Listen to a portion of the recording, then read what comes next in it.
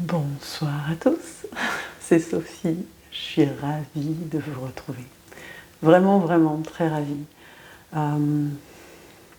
L'installation est un petit peu particulière ce soir, j'avais envie de le faire comme ça, parce que là on s'apprête à traverser des énergies puissantes, parce que demain, le 18 septembre, c'est à la fois une super lune, elle est au plus près de la Terre, donc elle sera grosse et énorme si vous voulez l'observer. C'est une pleine lune en Poisson. C'est aussi l'éclipse, une éclipse lunaire partielle, qui en fait, au-delà de ce jeu de cache-cache entre la lune et le soleil, active profondément et fortement à la fois les mémoires et décuple la puissance de la lune. C'est ce que j'ai là. Et puis demain, comme c'est le 18, pour ceux qui aiment la numérologie, 1 plus 8 ça fait 9, on est le 18 septembre, 9-9. En fait, moi mes guides m'ont dit que c'était une réplique du portail du 9-9. Une porte dans la porte. C'est beau? Donc on va traverser tout ça. C'est plutôt cool. Ça veut dire que les énergies sont profondément intenses. Et il ne faut pas en avoir peur, il faut les traverser avec joie. Tous ces éléments, les uns accolés aux autres, comme des conjonctions en fait.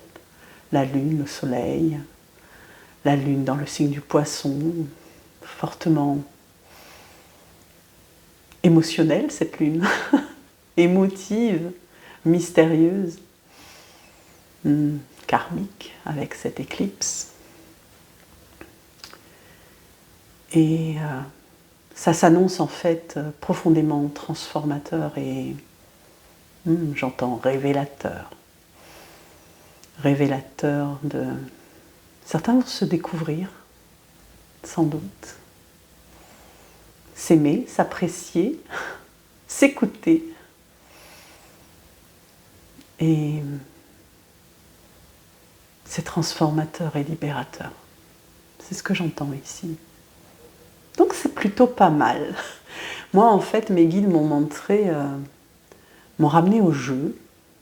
Ce jeu de cache-cache, je parlais, lune, soleil, mais pas que. J'ai eu le chamboule-tout. Vous savez, ce jeu à la kermesse ou à la fête foraine où vous devez tout dégommer. Et en fait, ce qu'on m'a dit, c'est dégomme ton karma. Dans le sens où c'est le moment de, comme de tout aplanir, vous voyez, de tout, ouais, de tout mettre au point zéro. Je vais employer cette expression qui n'en est pas une, qui est un travail sur soi pour ceux qui connaissent, le travail de Louise-Anne, cette Canadienne qui est passée par Toulouse et à laquelle j'ai été à la conférence et c'était trop génial. Je sors du stage d'Anna Akashique de David Sabat et c'était formidable. J'essaierai de partager mes ressentis avec vous. J'ai l'impression de ne pas encore avoir atterri, donc avec toutes ces énergies qui arrivent et qui sont déjà là en fait. Hein. Et comme je vous le dis souvent, tout est déjà là, tout est déjà en nous, en notre cœur. Et cette éclipse va juste révéler tout ça, mettre au grand jour. On me parle d'éveil aussi. C'est un éveil de conscience. Ce sont des prises de conscience qui vont venir à vous. Des mémoires qui vont être activées, réveillées, libérées, déprogrammées pour pouvoir en encoder de nouvelles. Donc c'est plutôt pas mal. Tout ça, ça fait... J'ai ici comme un... Dans l'univers, en fait, c'est la puissance décuplée des astres, en fait. Et forcément, hein, ça nous impacte, ça jaillit sur nous, c'est pas anodin tout ça, il n'y a pas de hasard. Alors, peut-être que pour certains, ça va être souffrant, c'est pas obligé, je le ressens pas vraiment comme ça. Plutôt comme des révélations, un choc, il y a quelque chose qui va changer et qui sera plus pareil qu'avant, en fait. C'est ce qu'on m'envoie là. Je vais reprendre un terme de David. Il a parlé de souffrance extraordinaire. Je trouvais ça beau, parce qu'en fait, ce qu'il faut voir, c'est que le but de tout ça, en fait, il faut voir plus loin, c'est pour un mieux-être. Donc, c'est pas si terrible en fin de compte, et ça vaut le coup.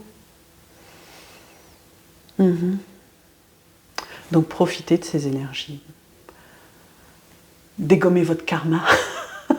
Dada. Ce que je voulais vous dire aussi, c'est que, et je vais vous lire quelque chose, on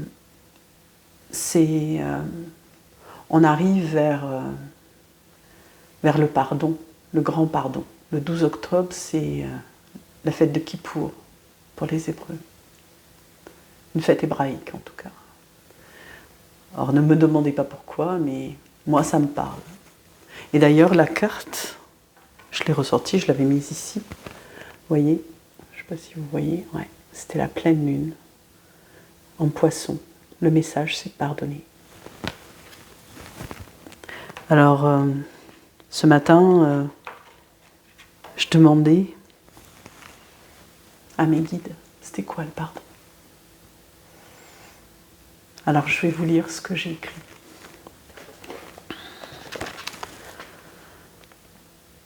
Le pardon, c'est écouter. C'est écouter la sagesse de son âme. C'est se donner de l'amour. C'est un acte d'amour et de foi aussi. C'est faire preuve d'humilité envers soi et envers son prochain.